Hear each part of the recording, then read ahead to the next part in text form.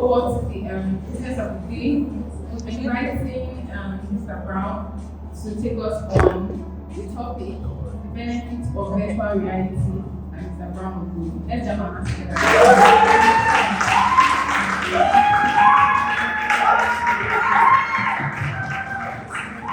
Good evening, ladies and gentlemen. My name is Brown Blue, and I think I'll the topic probably changed last night. So we're talking on the very in the future, how virtual reality is revolutionizing oil and gas trade. Have you ever been to New York, Beijing, the USA, all in one day? If you haven't, then you haven't come in contact with virtual reality.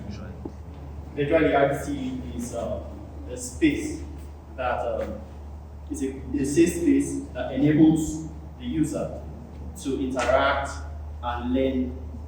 It's a computer-based system that enables the user to interact and learn via. We're talking about virtual reality. Virtual reality is a computer-based training program that enables the user to immerse himself in a safe environment in which is a controlled environment which is organized and he feels safe in outside the real world. It's an environment where it's being controlled by a certain group of persons, which will be the trainees or the computer system itself.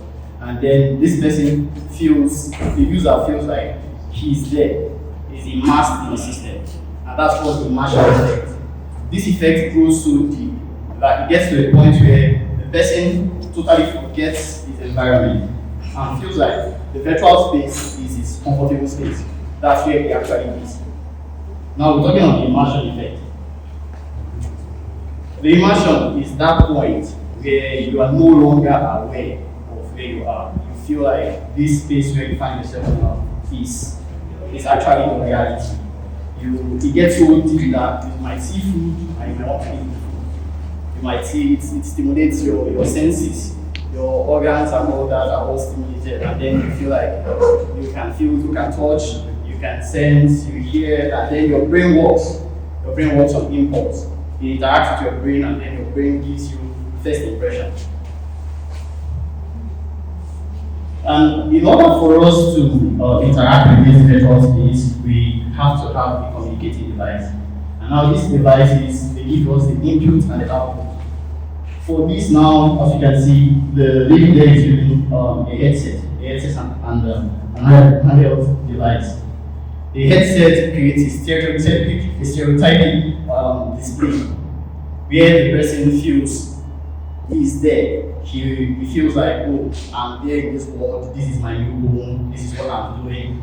And then the handheld devices tracks the movement of the individual, where you move and then the environment, you interact with it, you go, and that's possible by the handheld device. Alright. It has been applied in so many parts of the industry already. It started as entertainment for entertainment purposes. But gradually it has developed, and then it was used by the US for their Air Force aviation training. And it's been used in other places, like in the medical industry, for architecture and all that. Alright. Despite it being used in other industries already, it's still having a little bit setback when it comes to educational system. Because education is vast, it's wide. And in order for us to completely understand the process, we need to take out all variables, which oftentimes are sometimes most difficult because there are complexities in all this. Now, looking at the advantages of virtual reality. One is low cost, high safety. Imagine someone wants to dive in, a diver trying to dive into the sea to understand the habitat of the sharks. In the real world, this is a very hostile environment, which will be so dangerous, and then you might get scared, and then a lot of things might happen. But in a virtual world, you can actually dive in, interact with these species, understand the environment, and also build confidence. And this environment can be controlled so that it can be more hostile without even having damage to the individual, thereby boosting his confidence. If he does that in a more hostile environment, sure, he would have confidence to try it in a less hostile environment, and gradually he will become a professional. Yeah, it makes learning fun. Imagine you being in a class and someone is telling you operating the motherboard. You want to see the motherboard of the computer, but you can't actually see it. You draw things on the walls, but you can't see them. But with this, we'll be able to bridge that gap. You'll be able to interact, you'll be able to see things. For medicine now, say someone is in medical school and then he's seeing a human part. With this, you can interact with the human organs. You can see this, and then in the real sense, when you come, you can be able to apply it and it's better.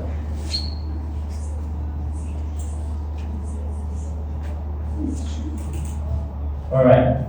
The visualization of virtual reality, this stereotypic environment we're talking about, is one in which it's not a 2D space like your computer. It's more like a 3-dimensional, it's more like you're living there. You see everything around you, you turn, you can feel everything around you. It's a 3D environment, not like your computer AC or your television. It feels like you're living there. Everything that happens there feels so good.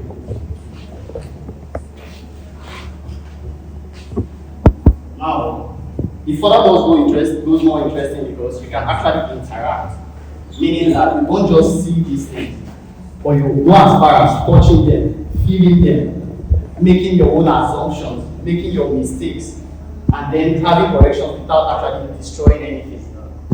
Whatever you do in virtual space, you can touch. When you see something, you can interact, and then the trainers can also tell you, oh, why not do it like this? Why not do it like that? And then you make your mistakes, but it's not damaging anything. Now we'll be taking a short video as one that actually affects us directly. In this video is going to be learning about firefighting from the comfort of home. That the trainer actually going to buy a training device to see this.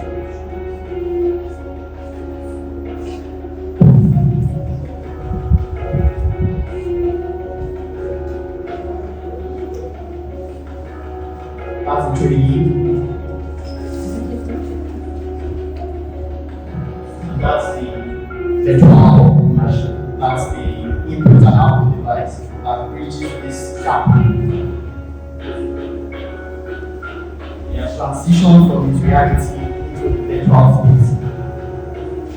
The fire is not actually in the house. It just has to walk away here.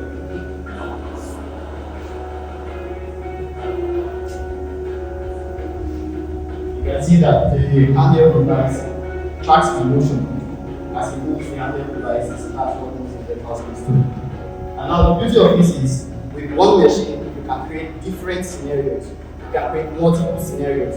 You're not limited with, oh, this is the way we're going to train. We can change it, we can tweak it, we can make it more dangerous, and the person experiences more, experiences better in different situations.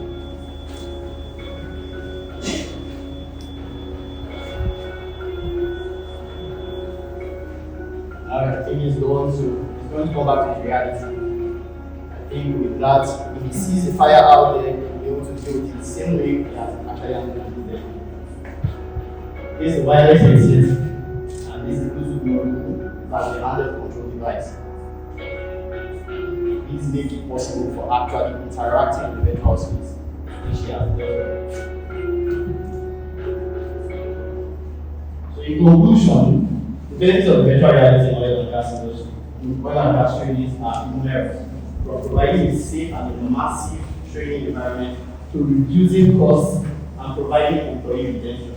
These technologies are not only the future of oil and gas, but the present as well.